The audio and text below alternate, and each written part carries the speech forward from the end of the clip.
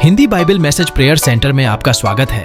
रोजाना हजारों लोग हमारे साथ सुबह शाम की प्रार्थना में शामिल होते हैं तथा बहुत लोग हमारे प्रेयर टावर के माध्यम से रोजाना प्रार्थना करवाते हैं। आप भी हमारे साथ मिलकर रोजाना सुबह शाम की प्रार्थना में शामिल हो सकते हैं। लगातार प्रार्थना में शामिल होने के लिए चैनल को सब्सक्राइब जरूर करें। Praise the Lord. दोस्तों, हम आपका स्वागत करते हैं आज रात की प्रार्थना में। और आज मैं आपसे बात करना चाहता हूं कि काम करना क्यों जरूरी है। हम में से बहुत से भाई बहन हैं जो काम नहीं करते हैं, और जो करते भी हैं तो कई बार मन में आलस भरा रहता है और काम करने का मन नहीं होता है। चाहे वो कोई भी काम हो, बड़ा हो छोटा हो, कोई भी काम यदि आपके पास है तो कई बार मन में आलस आ जाता है और इंसान काम को धीरे धीरे छोड़ने लगता है या फिर वो काम में लापरवाही करने लगता है। इसलिए हमें जानना बहुत जरूरी है कि ये काम करना क्यों आवश्यक है, और यदि हम काम करेंगे तो इस काम से हमें क्या फायदे होंगे, क्या बेनिफिट्स हैं यदि हम काम करते हैं। तो लगभग 8 बातों को आज मैं आपको बताने जा रहा हूं जो कि काम करने के फायदे हैं। पहली बात जो मैं आपको बताने जा रहा हूं कि ये परमेश्वर की आज्ञा है आपके और मेरे लिए। काम करना परमेश्वर की आज्ञा है। हम ये नहीं कह सकते कि हम काम नहीं करेंगे। चाहे वो स्त्री हो पुरुष हो, दोनों को परमेश्वर की आज्ञा है कि हम काम करें। जब परमेश्वर ने आदम को बनाया, उत्पत्ति किताब यदि आप मेरे साथ में निकाल लेंगे, उसका 2 अध्याय 15 पद में परमेश्वर का वचन कहता है, तब यहोवा परमेश्वर ने आदम को लेकर अदन की वाटिका में रख दिया कि वह उसमें काम करे और उसकी रक्षा करे। सबसे पहला जो काम परमेश्वर ने किया वो किया, आदम को काम दिया कि उस अदन की वाटिका में वो काम करे और उस वाटिका की रक्षा करे। मीन्स ये परमेश्वर की आज्ञा है हर एक व्यक्ति के लिए कि वो काम करे, वो खाली ना बैठे, वो कुछ ना कुछ काम करता रहे। यीशु मसीह भी इस बात को दोहराते हैं। यदि आप पढ़ेंगे यूहन्ना रचित सुसमाचार उसका 5 अध्याय 16 पद, तो वहां पर यीशु मसीह कुछ इस प्रकार से कहते हैं, इस कारण यहूदी यीशु को सताने लगे क्योंकि वह ऐसा काम शब्द के दिन करता था। इस पर यीशु ने उनसे कहा, मेरा पिता अब तक काम करता है और मैं भी काम करता हूँ। आमीन। दोस्तों, यहां पर जब प्रभु यीशु मसीह ने 38 वर्ष के रोगी को चंगा किया, तब उसके बाद अन्य लोग, शास्त्री फरीसी लोग यीशु मसीह पर दोष लगाने लगे, ये तो शब्द के दिन बीमारों को चंगा करता है। तब प्रभु यीशु मसीह उन्हें उत्तर देते हैं। इस पर यीशु ने कहा कि मेरा पिता अब तक काम करता है और मैं भी काम करता हूं। यीशु मसीह कहते हैं कि मेरा पिता हमेशा काम करता है। मीन्स परमेश्वर काम करने वाला परमेश्वर है। आपने उत्पत्ति की किताब में पढ़ा कि परमेश्वर ने 6 दिन सब कुछ की सृष्टि की और 7वें दिन विश्राम किया। इसका मतलब यह नहीं कि परमेश्वर केवल विश्राम कर रहे हैं अभी तक, नहीं। यहां पर यीशु मसीह स्पष्ट करते हैं कि परमेश्वर अब तक काम करता है। परमेश्वर कंटिन्यू काम कर रहे हैं। इसलिए यीशु कहते हैं कि मैं भी काम करता हूं, चाहे सप्ताह का दिन हो चाहे कोई भी दिन हो। मेरे लिए सब दिन एक समान है और मैं सब दिन काम करता हूं, क्योंकि मेरा पिता हर दिन काम करता है। इसलिए मैं भी हर दिन काम करता हूं। यह परमेश्वर की आज्ञा भी है। और जब आप काम करते हैं तो परमेश्वर की छवि आप में दिखाई देती है। यहां पर हमारा परमेश्वर काम करने वाला परमेश्वर, और यदि हम काम नहीं करेंगे तो परमेश्वर की छवि हमें नजर नहीं आ रही। यदि हम खाली बैठे हुए हैं, कुछ नहीं कर रहे हैं, आलस में पड़े हुए हैं, इसका मतलब परमेश्वर की छवि हमें नजर नहीं आ रही, क्योंकि हम ऐसे परमेश्वर पर भरोसा करते हैं जो काम करने वाला परमेश्वर है।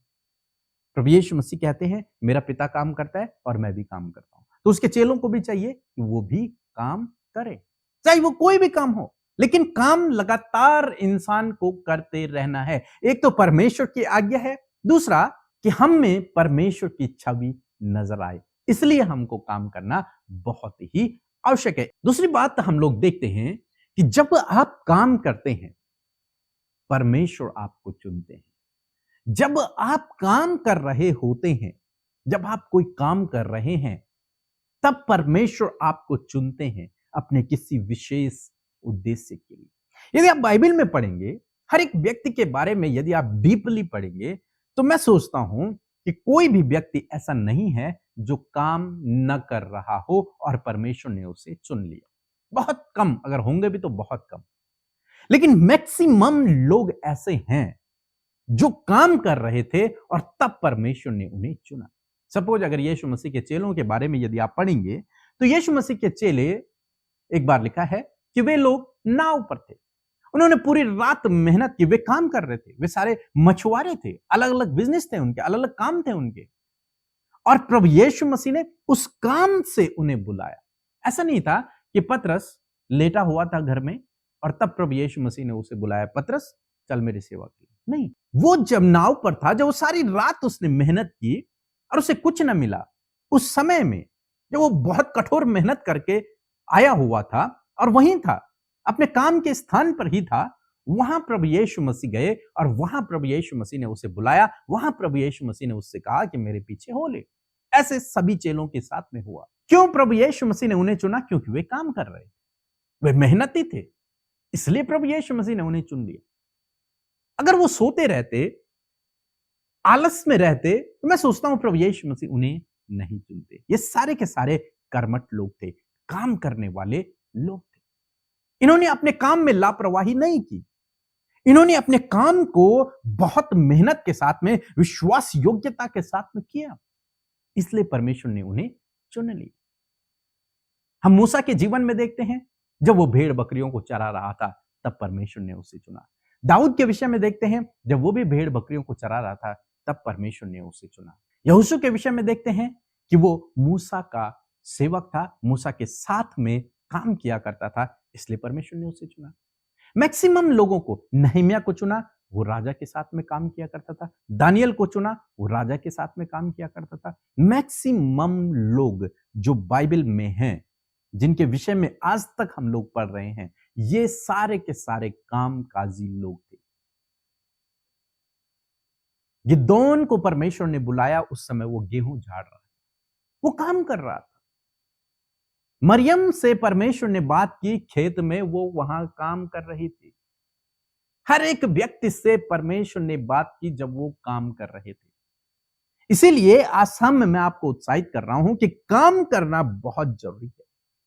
जब आप काम करते हैं, परमेश्वर की नजर आप पर पड़ती है, और जब परमेश्वर की नजर आप पर पड़ती है तो परमेश्वर आपको चुन लेते हैं अपने विशेष उद्देश्य के। यदि आप लेटे रहेंगे, आप आलस में पड़े रहेंगे, आप कुछ काम नहीं करेंगे, आप लापरवाही करते रहेंगे, तो परमेश्वर भी फिर आपको नहीं चुनेगा, परमेश्वर भी फिर आपके द्वारा काम नहीं कर पाएगा। यदि आप चाहते हैं कि परमेश्वर अपनी योजना को मेरे जीवन में पूरा करे, तो आपको कामकाजी होना बहुत जरूरी है, आपको काम करना बहुत जरूरी है, आपको काम में लगे रहना बहुत जरूरी है, बहुत ही आवश्यक है। तीसरी बात हम लोग देखते हैं कि जब आप काम करते हैं तो आप सेल्फ डिपेंड हो जाते हैं, आप किसी दूसरे पर बोझ नहीं बनते। और परमेश्वर चाहते हैं कि आप किसी पर बोझ न बने, बल्कि आप इंडिपेंडेंट हो, आप सेल्फ डिपेंड हो, आप अपने आप पर निर्भर हो, चाहे आप स्त्री हो, पुरुष हो, कोई भी हो। लेकिन परमेश्वर चाहते हैं आप अपने आप पर निर्भर रहें, ना कि दूसरे पर। कहने का मतलब क्या है? आप दूसरे पर बोझ न बने, परमेश्वर ये चाहते हैं। एक वचन हम लोग पढ़ लेंगे, दूसरा थिस्सलुनी किताब उसका 3 अध्याय और 10 पद, जहां पर कुछ इस प्रकार से लिखा है, क्योंकि जब हम तुम्हारे यहां थे तब भी यह आज्ञा तुम्हें देते थे कि यदि कोई काम करना न चाहे तो खाने भी न पाए। दोस्तों, पौलुस यहां पर कहते हैं थिस्सलुनीकियों की कलीसिया को कि जब मैं तुम्हारे साथ में था तब भी मैं तुम्हें इस आज्ञा को दिया करता था कि जो काम न करना चाहे वो खाने भी न पाए। मीन्स जिसके मन में काम करने की इच्छा नहीं है वो खाना भी न खाए, और यदि वो खाना खा रहा है तो उससे काम करना चाहिए। वो दूसरों पर बोझ न बने, वो दूसरों के ऊपर डांस न करे, वो दूसरों के यहां बोझ बनकर न रहे, बल्कि क्या करे, यदि उसके मन में खाने की इच्छा है, उसे भूख लगती है, तो उसे काम करना चाहिए। उसे आलस में बैठे रहना नहीं चाहिए, उसे दूसरे पर बोझ नहीं बनना है। इसीलिए पौलुस अपनी सेवकाई में हमेशा काम किया करते थे, वो कभी भी किसी दूसरे पर बोझ नहीं बने। उन्होंने स्वयं काम किया, टेंट बनाने का काम किया करते थे, और सबसे अधिक मिनिस्ट्री भी उन्होंने की, सबसे अधिक सेवा उन्होंने की। बहुत सारे भाई बहन कहते हैं कि हम क्यों काम करें, हम तो सेवक हैं। लेकिन नहीं, आप गलतफहमी में हैं। आप सेवक हैं, यस आप सेवक हैं, लेकिन जब तक आपकी सेवा इतनी ना डेवलप हो जाए कि अब आपको कुछ काम करने की जरूरत नहीं है, आप मिनिस्ट्री में इतने बिजी हैं कि आपको काम करने के लिए समय नहीं मिलेगा, तब आप अपने काम को छोड़कर फुल टाइम मिनिस्ट्री में जाएं। लेकिन यदि आप दिन भर घर पे बैठे हुए हैं तो आपको कुछ ना कुछ काम करना चाहिए, चाहे आप सेवा में ही क्यों नहीं है, आपको कुछ ना कुछ काम करना चाहिए, क्योंकि पौलुस इसी प्रकार से किया करते थे और उन्होंने सबसे अधिक सेवा की। हाँ, यदि आपकी मिनिस्ट्री बहुत अधिक डेवलप हो चुकी है तो तब आपको काम करने की आवश्यकता नहीं है, क्योंकि आपके पास समय नहीं होगा। लेकिन यदि आपकी मिनिस्ट्री अभी इतनी डेवलप नहीं हुई है, आप दिन भर खाली रहते हैं, हफ्ते में 6 दिन आप खाली हैं, तो मैं आपसे कहूंगा कि आपको कोई ना कोई काम करना चाहिए यदि आप सेवा में हैं। और यदि आप सेवा में नहीं भी हैं तो भी परमेश्वर का वचन आपको कहता है कि आपको काम करना है, किसी दूसरे पर बोझ नहीं बनना, चाहे वो आपके माता पिता ही क्यों ना हो, चाहे आपके भाई बहन ही क्यों ना हो। आप अपने भाई बहनों पर बोझ न बने, आप अपने माता पिता पर बोझ न बने। मैं यूं कहूंगा कि आप अपनी पत्नी पर भी बोझ न बने और आप अपने पति पर भी बोझ न बने। परमेश्वर ने आपको चुना है, परमेश्वर ने आपको हाथ पैर दिए हैं, ये शरीर दिया है, परमेश्वर चाहते हैं कि आप काम करें। लिखा है कि जिसके मन में खाने की इच्छा हो रही है, जिसे भूख लग रही है, उसे काम करना चाहिए, वो दूसरों पर बोझ न बने। काम कोई भी हो सकता है। यदि पुरुष ऑफिस जा रहा है, बाहर का काम कर रहा है, तो स्त्री घर का काम कर रही है, यहां पर मैनेज हो सकता है। एक व्यक्ति काम कर रहा है, एक घर में काम कर रहा है, ठीक है। लेकिन यदि आप घर में 24 घंटे लेटे हुए हैं, सोए हुए हैं, कुछ काम नहीं कर रहे हैं, तो फिर आप गलत रास्ते पर हैं। आप में प्रभु की छवि नजर नहीं आ रही है। और यदि आप चाहते हैं कि प्रभु की छवि आप में नजर आए, यदि आप चाहते हैं कि परमेश्वर की आज्ञा को आप पूरा करें, तो आपको आलस में लेटे नहीं रहना, आपको उठना है और कुछ ना कुछ काम करना है। उस काम में आप प्रॉफिट ना देखें कि मेरा कितना प्रॉफिट इसमें हो रहा है, आपको बस काम करना है। प्रॉफिट देने वाला परमेश्वर है। चौथी बात हम लोग देखते हैं कि परमेश्वर चाहते हैं कि आपकी जो पर्सनल जरूरतें हैं वो पूरी होती रहें, इसलिए परमेश्वर चाहते हैं कि आप काम करें। और इसलिए हमें काम करना बहुत ही जरूरत है, ताकि हमारी जो जरूरतें हैं वो पूरी होती रहें। एक वचन हम लोग पढ़ेंगे, सबोपदेशक की किताब, उसका 2 अध्याय 24 और 25 पद। मनुष्य के लिए खाने पीने और परिश्रम करते हुए अपनी जीव को सुखी रखने के सिवाय और कुछ भी अच्छा नहीं।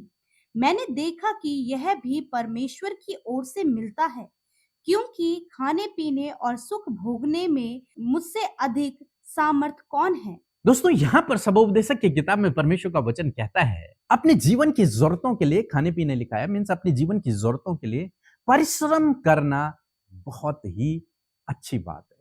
परिश्रम करना चाहिए, मीन्स काम करना चाहिए अपने जीवन की जरूरतों को पूरा करने के लिए। कुछ सुलेमान इस बात को लिख रहे हैं कि अपने जीवन में यदि आप सुख चाहते हैं, यदि आप अपने जीवन में हर चीज का आनंद लेना चाहते हैं, तो आपको परिश्रम करना जरूरी है। पांचवी बात हम लोग देखते हैं कि परमेश्वर चाहते हैं कि हम प्रॉस्पर हों, हम अपने जीवन में आगे बढ़े, हमारे पास भरपूरी हो, हम उन्नति करते चले जाएं, हम समृद्ध होते चले जाएं। परमेश्वर चाहते हैं, इसलिए परमेश्वर चाहते हैं कि हम लोग काम करें, इसीलिए काम करना भी बहुत जरूरी है। एक वचन हम लोग पढ़ेंगे, व्यवस्था विवरण की किताब, उसका 28 अध्याय 12 पद। ये यहोवा तेरे लिए अपने आकाश रूपी उत्तम भंडारों को खोलकर तेरी भूमि पर समय समय पर मेह बरसाएगा और तेरे सारे कामों पर आशीष देगा, और तू बहुतेरी जातियों को उधार देगा, परंतु किसी से उधार लेना न पड़ेगा। यहां पर परमेश्वर कहते हैं कि मैं तेरी भूमि पर समय समय पर मेह बरसाऊंगा, वर्षा को करूंगा, ताकि तेरे पास अधिक फसल पैदा हो और तू उसे बेचकर या फिर अपने पास रखकर तेरे पास किसी भी भली वस्तु की घटी कमी न रहे, तुझे उधार लेना ना पड़े, बल्कि तू उधार दे। इस प्रकार से तू हो जाएगा। परंतु कब परमेश्वर, यदि आप इसे आगे पढ़ेंगे तो लिखा गया है कि मैं तेरी भूमि पर मेह बरसाऊंगा। यदि किसान की भूमि बंजर है तो चाहे उसमें कितनी भी बारिश हो जाए, क्या फलवंत होगी? नहीं होगी। सबसे पहले किसान का काम है क्या करना? जोतना, उसके बाद बोना। जब वो बोएगा तब परमेश्वर का काम है उसमें आशीष देना, और तब फलवंत होगा। कहता है कि मैं तुझे बहुत आशीष दूंगा, इतनी आशीष कि तुझे फिर उधार लेना नहीं पड़ेगा, तू उधार देगा। लोगों को उधार देगा। तो समझ रहे हैं यहां पे, पहले काम फिर परमेश्वर की आशीष। मीन्स यदि आप काम करेंगे, जब तक आप अपने खेत में हल नहीं लगाएंगे, जब तक आप बीज को नहीं बोएंगे, तब तक परमेश्वर कितनी भी वर्षा कर ले, आपके पास फसल नहीं होगी। और यदि आपने काम किया, यदि आपने हल लगाया, यदि आपने बीज को डाल दिया और परमेश्वर ने वर्षा की, और आपकी फसल फलवंत होगी और आप आशीषित होंगे। कहने का क्या मतलब है? परमेश्वर चाहते हैं आपकी फसल को आशीषित करना, आपको आशीषित करना, आपको समृद्ध बनाना। पहले परमेश्वर चाहते हैं आप काम करें। जब आप काम करेंगे तब परमेश्वर उसमें आशीष देगा। और यदि आप काम ही नहीं करेंगे तो परमेश्वर कैसे आशीष देगा? परमेश्वर चाहता है आशीष देना, लेकिन जब तक किसान खेत में हल ही न लगाए, बीज ही न बोए, तो कैसे उग जाएगा? नहीं उग सकता। इसहाक के लिए लिखा है कि उसने अकाल के समय में जोता और बोया, और परमेश्वर ने उसे उसकी फसल का 100 गुना प्रतिफल दिया। मीन्स जितना उसने बोया था उसका 100 गुना परमेश्वर ने उसे दिया। लेकिन यह कब हुआ? अन्य लोगों ने उस अकाल के समय में जोता बोया नहीं, उन लोगों ने काम नहीं किया। लेकिन इसहाक ने, जो परमेश्वर पे भरोसा रखने वाला व्यक्ति था, उसने जोता और बोया अकाल के समय में, और परमेश्वर ने उसे 100 गुना फलवंत किया, 100 गुना फसल दी उसको। कहने का क्या मतलब है? परमेश्वर चाहते हैं कि आप प्रोस्पर हो, आप समृद्ध हो, लेकिन काम आपको करना है।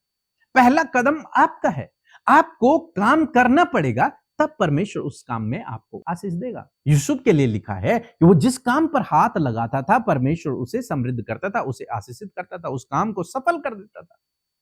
और यदि वो हाथ ही न लगाए तो परमेश्वर कहां से करेगा? नहीं कर पाएगा। यदि यूसुफ भी सोता रहता, काम नहीं करता, तो क्या उसके काम सफल होते? नहीं होते। तो कहने का मतलब है, परमेश्वर तो चाहता है आपको आशीष देना, परमेश्वर चाहता है आपको समृद्ध करना, लेकिन कब होगा ये सब? जब आप काम पर हाथ लगाएंगे, जब आप किसी काम को करेंगे, जब आप पहले कदम को बढ़ाएंगे, तब परमेश्वर उस पर आशीष देगा। और यदि आप घर में बैठे रहेंगे, कोई काम नहीं करेंगे, तो चाहे आप प्रार्थना कर लो, कुछ भी कर लो, मैं सोचता हूं कि परमेश्वर आपके ऊपर कितनी भी वर्षा कर लेगा आपकी खेती में, लेकिन जब तक बीज नहीं होगा तब तक वो उग नहीं पाएगा। और बीज किसको डालना है? बीज आपको डालना है। तो समझ रहे हैं आप मेरी बात को, कि आपको काम करना बहुत ही आवश्यक है यदि आप अपने जीवन में समृद्ध होना चाहते हैं, प्रॉस्पर होना चाहते हैं।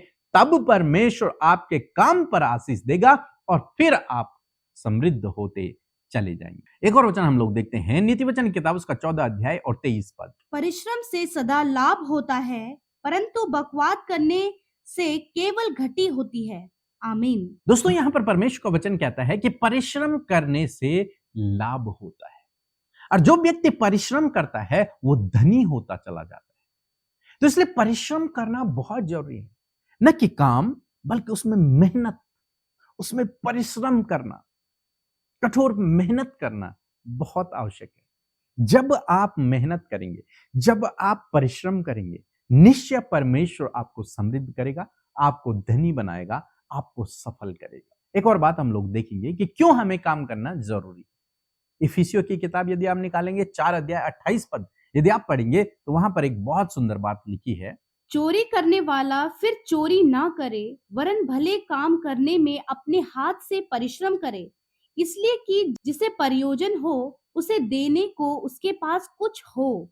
आमीन। यहां पर लिखा है, एग्जाम्पल पौलुस देते हैं कि चोरी करने वाला जो व्यक्ति था, पहले जो चोरी किया करता था, और अब उसने प्रभु यीशु मसीह पर विश्वास कर लिया है, तो वो अब चोरी न करे, बल्कि अब क्या करे?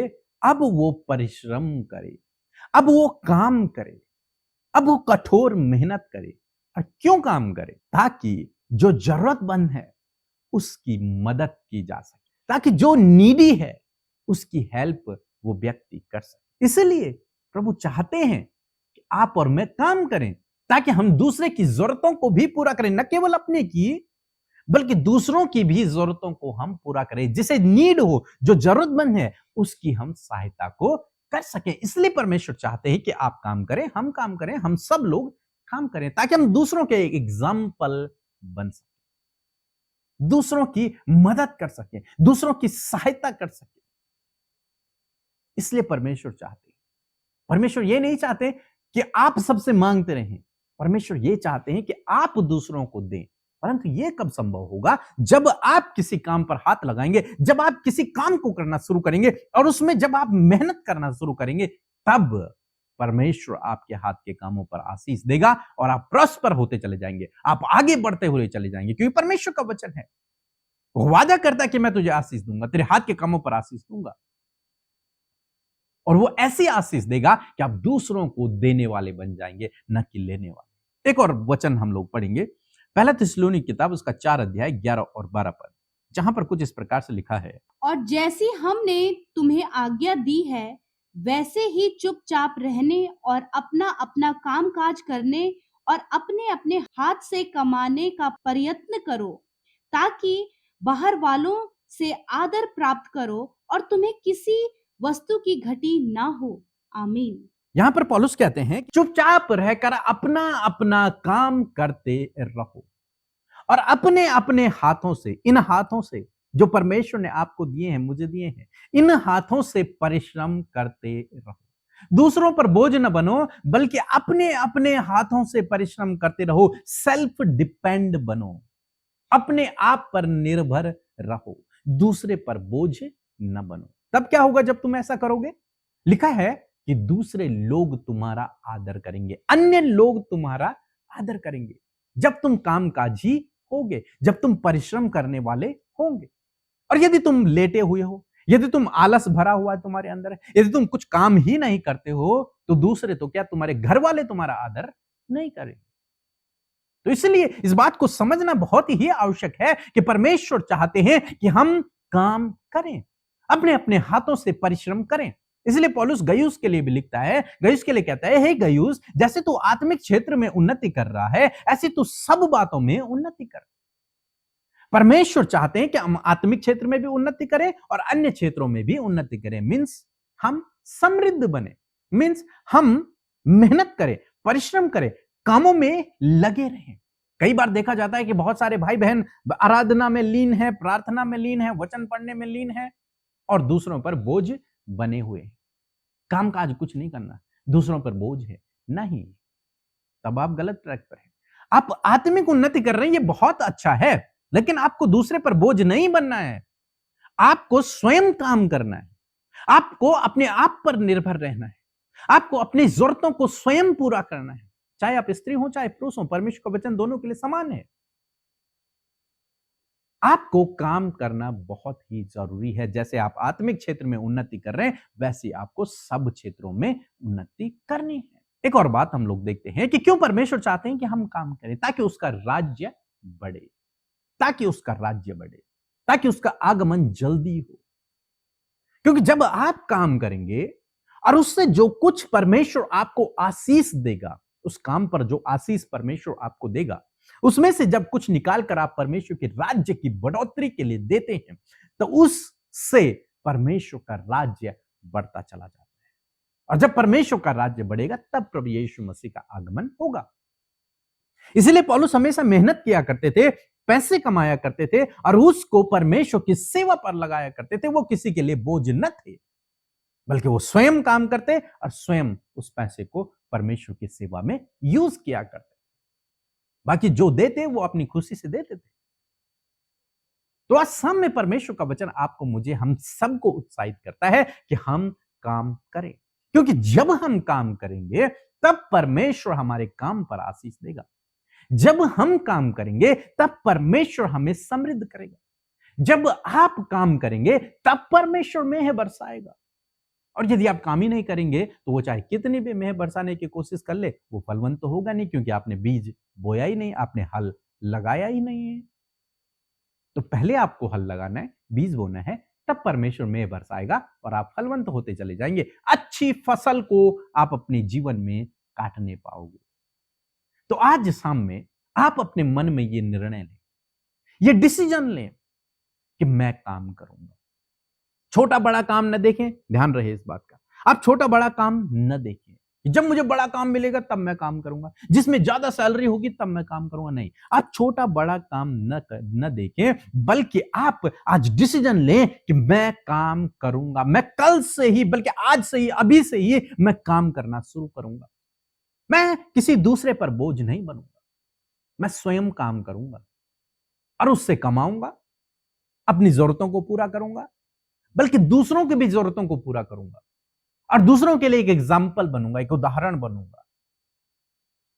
और मेरा विश्वास है जब आप ये निर्णय लेंगे और जिस काम पर आप अपना हाथ डालेंगे, जिस काम को करने के लिए आप अपने हाथ को बढ़ाएंगे, परमेश्वर उस काम में अपनी मेह को बरसाएगा और आपको समृद्ध करता हुआ चलेगा। क्योंकि बाइबल में जितने भी उदाहरण हम लोग पढ़ते हैं वे सभी काम करने वाले लोग थे। हमारा पिता परमेश्वर काम करने वाला है, हमारा प्रभु यीशु मसीह काम करने वाला परमेश्वर है। प्रभु यीशु मसीह 30 साल तक अपने पिता के साथ में काम किया करते थे। उन्होंने काम करना तब छोड़ा जब उन्होंने सेवकाई को शुरू किया, जब उन्होंने सेवा में काम करना शुरू किया। फिर इसलिए वो अपने पिता के साथ में काम नहीं कर पाए क्योंकि उनके पास समय नहीं था। वो 24 घंटे मिनिस्ट्री में इतने बिजी थे कि उन्हें अब काम करने का मौका ही नहीं मिला, क्योंकि ये जो मिनिस्ट्री का काम था ये सबसे बड़ा काम है और वो इस काम को कर रहे थे। इसीलिए आज शाम में मैं आपको उत्साहित कर रहा हूं कि जब तक आपकी सेवकाई, यदि आप सेवा फील्ड में हैं, जब तक आपकी सेवकाई बड़ा रूप न ले ले, जब तक आपकी सेवकाई बढ़ोतरी ना हो जाए, तब तक आप काम करते रहें, दूसरे पर बोझ न बने, आप काम करें। जब आपकी सेवकाई बड़ी हो जाए, जब आपको समय नहीं मिल रहा, आप 7 दिन बिजी हैं, तब आप अपने काम को छोड़ दें और सेवकाई में चले जाएं। लेकिन जब तक ऐसा नहीं है तो आप घर में बैठे न रहें, कुछ ना कुछ काम करें। निश्चय परमेश्वर आपके हाथ के काम पर आशीष देगा, आपको सफल करेगा, आपको समृद्ध करेगा। तो यदि आप चाहते हैं कि परमेश्वर की योजना आपके जीवन में पूरी हो, यदि आप चाहते हैं कि आप अपने जीवन में समृद्ध बने, प्रॉस्पर हों, आशीषों को देखें अपने जीवन में, तो आपको काम करना बहुत ही आवश्यक है। आपको कदम बढ़ाना जरूरी है। पहला कदम आपका होगा, तब परमेश्वर आप पर मेह बरसाएगा, आपके हाथ के काम पर आशीष देगा, आपको सही रास्ता दिखाएगा। पहला कदम आपका। यदि आप लेटे रह गए, सोए रह गए, तो बाइबल कहती है जिसके मन में खाने की इच्छा है वो काम करे। मीन्स यदि वो काम नहीं कर रहा है तो खाना भी ना खाए। जो व्यक्ति काम नहीं कर रहा, जो व्यक्ति परिश्रम नहीं कर रहा है, वो खाना भी न खाए, परंतु दूसरों पर बोझ न बने। ध्यान रहिए इस बात का। चाहे वो आपका पति हो, चाहे आपकी पत्नी हो, चाहे आपके भाई बहन हो, चाहे आपके माता पिता हो, किसी पर भी आप बोझ न बने। हाँ, तब तक ठीक है, आप पढ़ाई कर रहे हैं, ठीक है, तब तक चल जाएगा।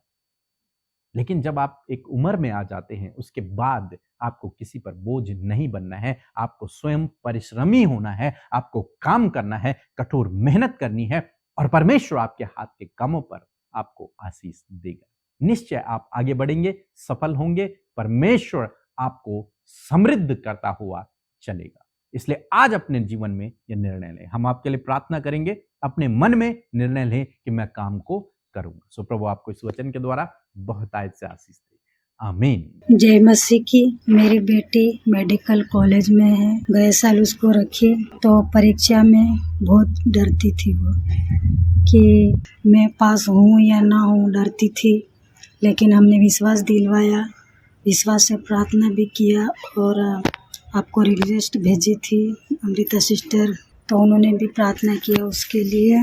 उसने एग्ज़ाम दिया तो पूरी कॉलेज में दूसरा नंबर पे टॉप में आए हैं। खुदा का धन्यवाद। 2 दिन पहले मेरी आँख बहुत दुख रही थी, पूरा मुंह भी दुख रहा था, सर दुख रहा था। तो जब प्रार्थना भी किया अमृता सिस्टर ने, तो उसी के साथ मैंने भी प्रार्थना किया। मेरा आँख दर्द चला गया, मुंह दर्द सब ऑटोमेटिक चला गया। खुदा का धन्यवाद। इन पूरी टीम को धन्यवाद देती हूँ। पूरी टीम को परमेश्वर आगे बढ़ाए।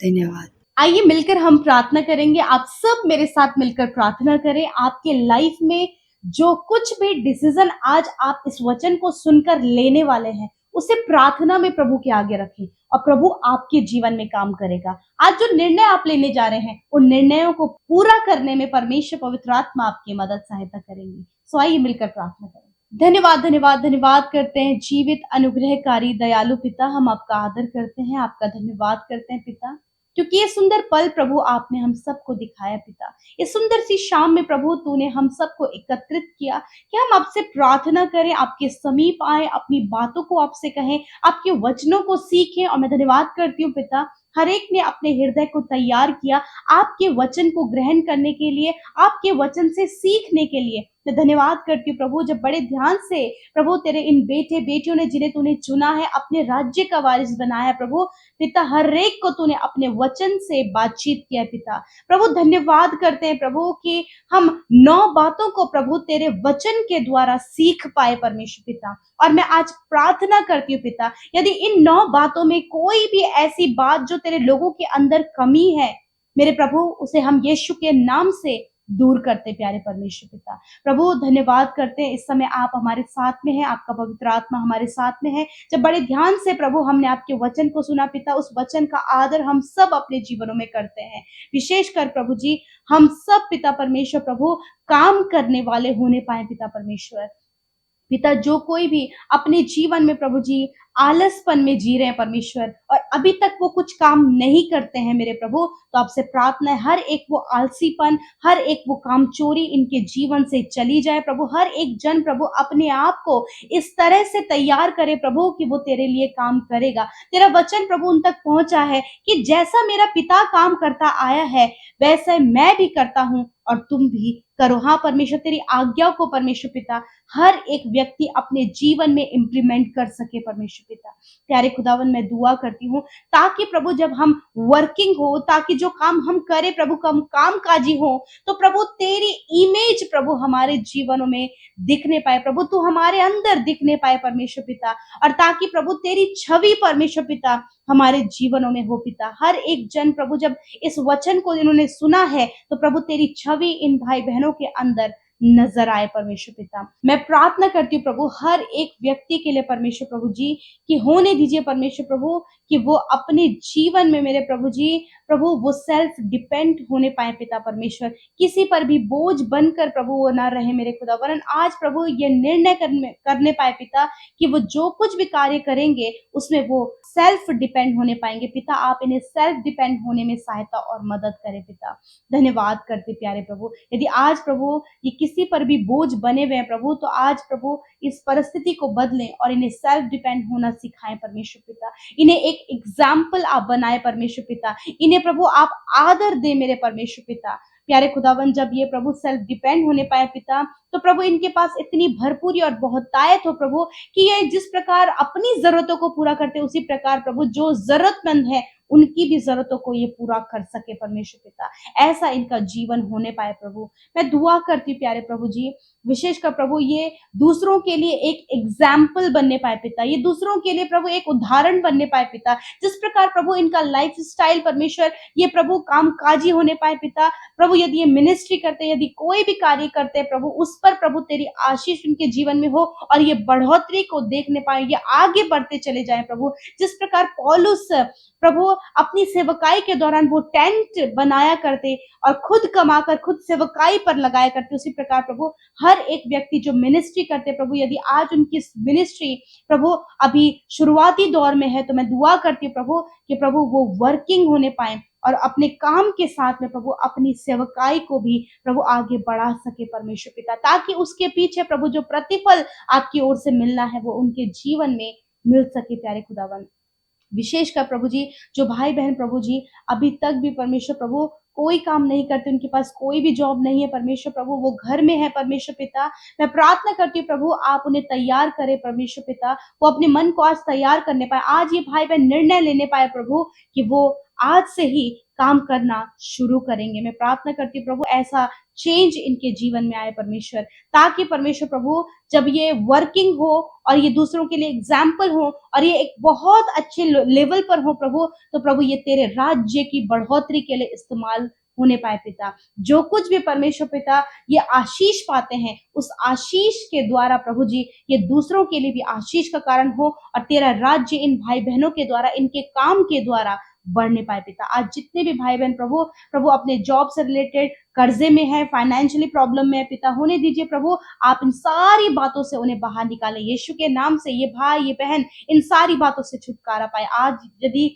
कोई भी प्रभु बीमार है प्रभु, यीशु के नाम से हम उनकी बीमारियों को आज्ञा देते हैं, इनके शरीर को छोड़कर जाओ यीशु के नाम से। छोटे बच्चे, नौजवान, बुजुर्ग लोग इसी वक्त चंगे हो जाएं यीशु के नाम से प्रभु। अन्य जो भी परेशानियों में आज ये भाई बहन बैठे हैं प्रभु, अपने परिवार में पारिवारिक समस्या को लेकर, बच्चों की समस्या को लेकर, अपने हेल्थ इश्यू को लेकर, अपने जॉब को लेकर, अपने मैरिज को लेकर, संतान न होने के लेकर प्रभु, यीशु के नाम से सारी समस्याओं को हम दूर करते हैं प्रभु। सल्यूशन प्रभु तेरी ओर से इनके जीवन में आए। मैं धन्यवाद करती हूँ कि आपने अपने लोगों के लिए सल्यूशन दिया प्रभु। धन्यवाद। आज जब बड़े ध्यान से आपके लोगों ने वचन सुना है, तो इस वचन के अनुसार प्रभु जो जो बातें आज प्रभु तेरे लोगों ने सीखी, उसे वो अपने जीवन में लागू कर सके और जीवन के हर एक क्षेत्र में ये आगे बढ़ सके और ये एक एग्जाम्पल बन सके और तेरे राज्य इनके द्वारा बढ़ सके पिता। धन्यवाद करते। जितनी प्रार्थना विनतियां YouTube comments, Instagram, Facebook, Telegram में आए प्रभु, धन्यवाद। हर एक की प्रार्थना को आपने सुना, उत्तर हाँ आमीन में दिया प्रभु, और उनके जीवन में आपके अद्भुत आश्चर्य कर्म हो रहे हैं प्रभु। हम धन्यवाद करते हैं। आज रात में अच्छी नींद से सुलाएं ताकि कल का दिन तेरे साथ में देखें प्रभु। धन्यवाद करते हैं। हर एक जन को आशीष देते हैं। यीशु के नाम से प्रार्थना मांगते, सुने और ग्रहण करें। आमीन, आमीन और आमीन।